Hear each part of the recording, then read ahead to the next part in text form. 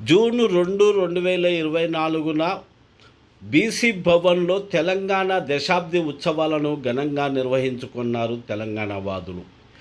ఈ సభకు అధ్యక్షత వహించిన కోల జనార్దన్ మాట్లాడుతూ, తెలంగాణ కొట్లాడి సాధించుకున్నది ఎన్నో త్యాగాలతో నిలబెట్టుకున్నదాని ఒక కుటుంబం మాత్రమే భోగాలను అనుభవించింది అంటూ మాట్లాడారు. ఇదే సందర్భంగా ఆర్ కృష్ణయ్య మాట్లాడుతూ, తెలంగాణ రాకముందు 2002లో కొట్లాడి సాధించుకున్న 550 చట్టాన్ని తొలగించారు. ధరణి పేరుతోటి ఏళ్ల తరబడి బతుకుతున్న దళితుల భూములను గుంజుకొని శ్మశాన వాటికలుగా మార్చారు. అదేవిధంగా కౌలుదారి చట్టాన్ని తీసేసి కష్టపడే వారికి విలువ లేకుండా చేశారు అని మాట్లాడారు. ఈ సందర్భంగా ఆర్ కృష్ణయ్య గారు కళాకారుల పాటలతోటి సభ దద్దరి. జయ జయ హే తెలంగాణ జననీ జయ కేతనం, ముక్కోటి గొంతుకలు ఒకటైన చేతనం. జయ జయ హే తెలంగాణ జననీ జయ కేతనం, ముక్కోటి గొంతుకలు ఒక్కటైన చేతనం. తరతరాల చరిత గల తల్లి నీరాజనం, పలపలనాని పిల్లలు ప్రణమెల్లిన శుభతరణం. జై తెలంగాణ జై జై తెలంగాణ, జై తెలంగాణ జై జై తెలంగాణ.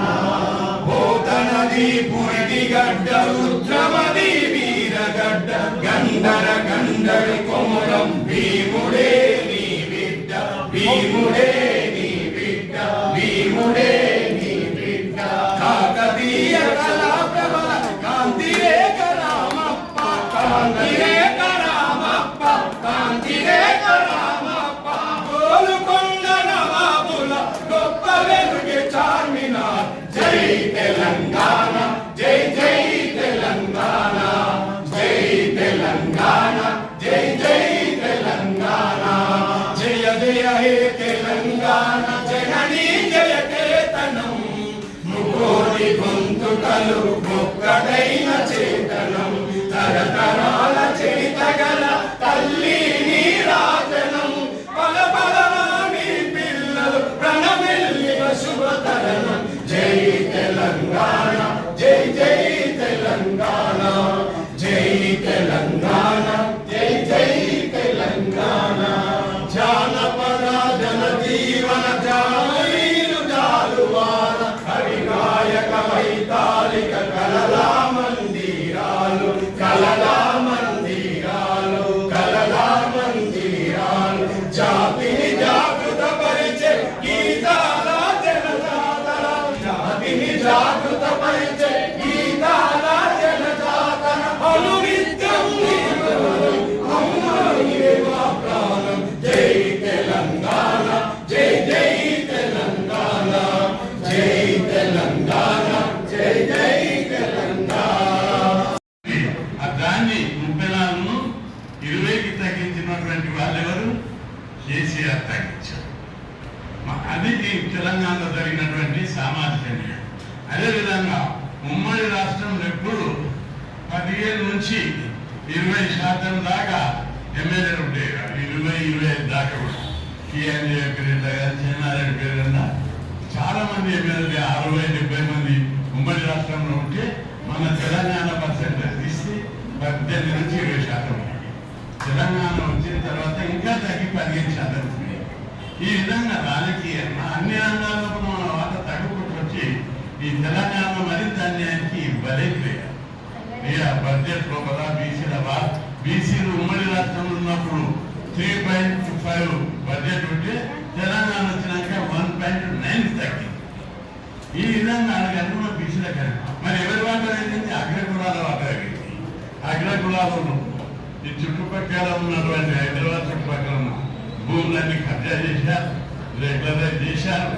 1000 కోట్లకు 100 కోట్ల కాదు. ఒక రోజు నేను మీటింగ్ ఎలక్ట్రిసిటీ ఎంప్లాయీస్ మీటింగ్ లోపల ఈ విషయం మాట్లాడినా. కొన్ని కులాల ప్రస్తావన వచ్చేది. తెల్లారి చాలా మంది ఆ కులపరులు నాకు ఫోన్ చేసి, అన్నయ్య మీరు చాలా బాగా మాట్లాడతారు కానీ మా కులాన్ని 1000 కోట్లకున్నా కానీ మీరు నిన్న మీటింగ్లో మాట్లాడినని ఫోన్ చేసి అడుగుతున్నారు. అంటే వాళ్ళ లోపల నేను అడిగిన మీరు అన్న 1000 కోట్లు అని ఒక 10 పేరు చెప్పి మా బీసీలలో ఉన్నారా తెలంగాణ వచ్చినట్టు ఒక్కరన్నట్ట నోరు మోసుకున్నాడు. అయినా మనం చెప్పొద్దా అట్లా కులాన్ని పేరు పెట్టొద్దన్నా అట్లా అని మాట్లాడి. అంటే వాళ్ళ లోపల ఎంత చైతన్యం ఉంది. వాళ్ళని ఒక్కసారి వీలైతే చూస్తే 100 వేలు మనం చూపుకుంటూ మాట్లాడుతున్నాం. నేను చాలా గట్టి సమాధానం ఇచ్చాను. మా దాంట్లో ఎవరో ఒకరుంటే వాళ్ళ గురించి చెప్పాలా, తెలంగాణ వచ్చిన టైంలో మీ బాస్ అందరికీ ఇక్కడ ఉన్న బాసులందరికీ ఒక్కొక్కటి గుడిసెలు కూడా బంగారు కట్టిండు, రియల్ ఎస్టేట్ చేస్తున్నాడు, విల్లాలు కడుతున్నాడు. ఆ విధంగా మీరు అందరూ చేసేచ్చారు. మా బీసీలు ఎవరు వచ్చారు, పాత్ర రొట్టుండో తోగలిద్దరు కానీ బీసీలకు ఎస్సీలకు అందరికీ అన్యాయం జరుగుతుందని చెప్పి గట్టిగా మాట్లాడలేదు. మనం ఆశించిన తెలంగాణ విషయానికి వస్తే మన బీసీలకు ఎస్సీలకు ఎస్టీలకు ఏం కావాలి? మన ఉద్యమాలన్నీ ఒక ఎజెండాతో మీరు కొంతమంది గమనించకపోవచ్చు కానీ ఎజెండాతో ఎస్సీ ఎస్టీ బీసీలు చదువుకోవాలి, హాస్టల్ పెట్టాలి, స్కాలర్షిప్లు రావాలి, ఫీజులు మాఫ్ చేయాలి, రిజర్వేషన్లు పెట్టాలని పోరాటం చేసి ఇంత దూరం వచ్చాం తీసుకొచ్చాడు. ఇంకొకటి తెలంగాణ ఇంకొక ఘోర అన్యాయం ఏం జరిగింది మనం ఇటీవల అంటే మనం 2004లో పోరాడి మెరిట్ ఉన్న వాళ్ళందరినీ ఓపెన్ కాంపిటీషన్లో దగ్గర రిజర్వేషన్ అని మెడికల్ కాలేజీలో 550 జీవో, ఇక్కడ కూడా అదే జీవో ఉంది, విద్యా ఉద్యోగాలు పెట్టించుకుంటాం. తెలంగాణ వచ్చిన తర్వాత టీఆర్ఎస్ ప్రభుత్వ హయాంలో కూడా 550 జీవోలు రద్దు చేశారు. దాని మీద సీఎం చేసిన పెద్ద చర్చ జరిగింది. దాని మీద మేము పోయినాం అందరం. పోతే హరీష్ రావు, నరసింహారావు వీళ్ళందరూ ఉన్నారు. నరసింహారావుతో పాటు ఆయన ఇవ్వడం కొంచెం నాయకులు 550 జీవోలు రద్దు చేయాలన్నటువంటి అదే సుప్రీంకోర్టు తీర్పు ప్రకారం వచ్చింది ఆ జీవో. మేము పోరాడి ఎప్పుడో 2004లో, 2003లో, 2002లో ఆ జీవో పెట్టించుకున్నాం. అనేక సుప్రీంకోర్టులో కొట్లాడాం. ఆ జీవో తీసేవాళ్ళు అంటే కూడా ఆ జీవోను రద్దు చేసి మెడికల్ కాలేజీలో రూల్స్ మార్చేశారు అడ్మిషన్. దానివల్ల ప్రతి సంవత్సరం 270 మంది ఎంబీబీఎస్ ఎస్సీ ఎస్టీ బీసీలకు దక్కకపోవడం. ఇది తెలంగాణలో సాధించిన ప్రగతి. ఇంట్లో ఒక్కొక్కరు చెప్పుకోవతో 50 ఉంటాయి. ఇవన్నీ సైలెంట్ బీసీ ఎస్సీల యొక్క హక్కులను నరుక్కుంటూ వస్తున్నారు. అవన్నీ చాలా ఫీల్డ్ ఉండి మనం చూస్తున్నాం కాబట్టి చాలా బాధ అనిపిస్తుంది, ఆవేశం అనిపిస్తుంది. ఈ విధంగా తెలంగాణ లోపల బీసీ ఎస్సీ ఎస్టీలకు అన్యాయం జరిగింది. అధికారం వాళ్ళ చేతులు ఉన్నన్ని రోజులు ఇంకా మన అందరినీ పిచ్చపనులు చేస్తారు కానీ పెద్దోళ్ళని చేయాలనే విషయాన్ని మనం గమనించాం. కాబట్టి జనార్దన్ ఏ ఆశయం అయితే ఉందో ఆయన రాజ్యాధికారం బహుజనులకు రావాలని పోరాడుతున్నటువంటి ఆ డిమాండ్ మీద తప్పనిసరిగా మనం ఒక్కొక్క భాగం సాధించాం. గ్రామ పంచాయతీలో కూడా అధికారం అనేది వాళ్ళించింది కాదు, మనం పోరాడి పెట్టిస్తున్నాం. సుప్రీంకోర్టు దాకా కేసు కొట్లాడి వాళ్ళకు 10% పెడితే సీలింగ్ ఉండొద్దు అని చెప్పింది అదే సుప్రీంకోర్టు. సుప్రీంకోర్టు తీర్పు ఎట్లుంటుంది అనేది కూడా మీరు గమనించాలి, భయపడాల్సిన అవసరం లేదు. కాబట్టి ఈ విషయాన్ని నేను పార్లమెంట్లో కూడా ప్రస్తావించిన 50% సీలింగ్ విషయం ఇప్పుడు తప్పనిసరి కొత్త ప్రభుత్వంలో కూడా చట్టసభల రిజర్వేషన్ల గురించి కానీ మిగతా అన్ని అంశాల విషయంలో కూడా తెగించి పోరాటం మనమందరం కూడా ఉద్యమం లోపల ఒక నూతన పంచ రావాల్సినటువంటి అవసరాన్ని వీళ్ళందరూ గుర్తుపెట్టుకోవాలి. నూతన పంచ అంటే ఎందుకంటే ట్రెడిషనల్ కొట్లాంటి సాగుగా నేను చిన్న ఉన్నప్పుడు ఎలబి చదువుతున్నప్పుడు సంవత్సరానికి 10 హాస్టళ్ళు 15 హాస్టళ్ళు గవర్నమెంట్ ఇస్తుంది ఎస్సీ ఎస్టీ బీసీలకు. ఇట్లా కుదరని 1000 హాస్టళ్ళు పెట్టాలని కొట్టాలి. జగ్గా వెంకటరావుకు చెన్నారెడ్డి పీరియడ్ లోపల చాలా రిప్రజెంట్ చేసేందుకు ధర్నాలు చేసాం అందరం. అప్పుడు ఇంకా పీడిఎస్, ర్యాడికల్స్, ఎస్ఎఫ్ఐ, ఏఎస్ అన్ని జైలు ఉద్యమాలు చేసినాం. దిగిరాలేదు చెన్నారెడ్డికి. ఇట్లాంటి దిగిరాడు మన ఉద్యమ ఫలితం ఆచారాన్ని అనుకున్నాను అని యూనివర్సిటీలో మీటింగ్ పెట్టి హాస్టల్ తిరిగి వాళ్ళందరికీ ట్రైనింగ్ ఇచ్చినాం. మనం అందరం 2000 మంది రాళ్ళు జేబులలో పోసుకొని బ్యాగులలో పోసుకొని అసెంబ్లీ వల్ల కొట్టాలని డిసైడ్ చేసి ట్రైనింగ్ ఇచ్చి మెరుగుదారి చేసి 2000 మంది లోపలికి అసెంబ్లీకి పోయినాం. 31/27/1978 మీరు పేపర్ అన్ని ఆల్ ఇండియా లెవెల్లో పతాక శీర్షికలు ఉంటారు. పోయి అసెంబ్లీని తుక్కు వాళ్ళు పెట్టారు. పెద్దలు గౌరవనీయులు మన లీడర్లు అందరూ వ్యతిరేకించిన స్వర్గీయ పునరత్నం బాపూజీ నిలిచి సన్మానం చేశారు. అంత గొప్ప అసెంబ్లీలో ఉన్న బీసీ లీడర్లు అందరూ ఏమన్నా తెలుసా, కృష్ణయ్య తప్పది, అసెంబ్లీ మీద దాడి చేయొద్దు, పగల కొట్టొద్దు, తుక్కు వలగొట్టారు. లోపల మాకు రాలేదంటే మాకు గతేంటిదని అడిగారు. మీరు అసెంబ్లీ నుండి ఏం చేస్తున్నారని మేము అడిగినాం. లచ్చన్న కూడా అడిగినాం. లచ్చన్న కూడా అసెంబ్లీలో ఉన్నారు ఆ రోజు.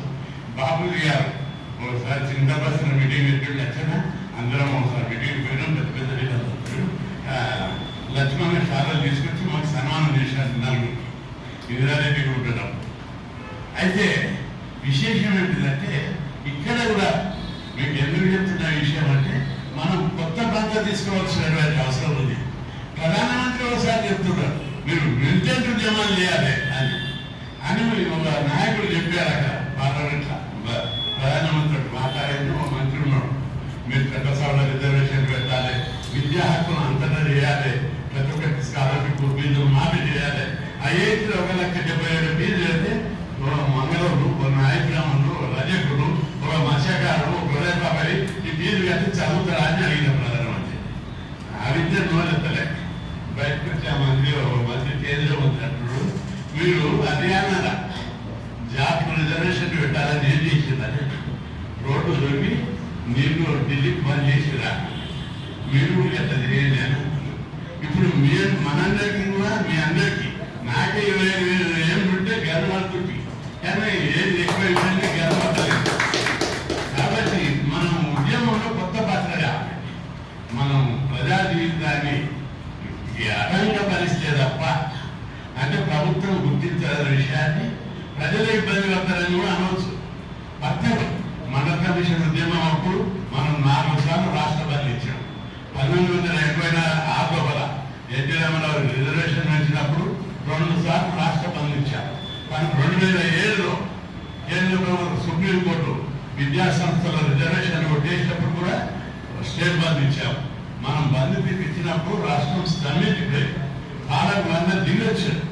కాబట్టి మనం ఎప్పుడు కూడా మన ఉద్యమాన్ని గట్టిగా చేసుకుంటే పార్టీలన్నీ దిగొస్తాయి. నూతన పంటల కొత్త పంటలు దిగాలి, కొంచెం తెగించిపోరాలి.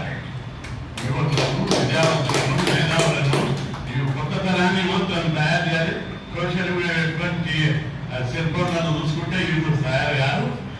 ప్రతి చోట కాలేజీలు తిరిగి, హాస్టల్ తిరిగి, విద్యార్థులకు స్పీచ్ ఇచ్చి, స్ఫూర్తినిచ్చి, మోటివేట్ చేసి వాళ్ళకి ఉద్యమ ప్రాంతాలు తీసుకొస్తే తప్పనిసరి ఆశించిన లక్ష్యం నెరవేరుతుందని చెప్పి మీ అందరికీ నేను గుర్తు చేస్తూ ఆ దిశలోనే మన ప్రయాణం పోతుంది. అయితే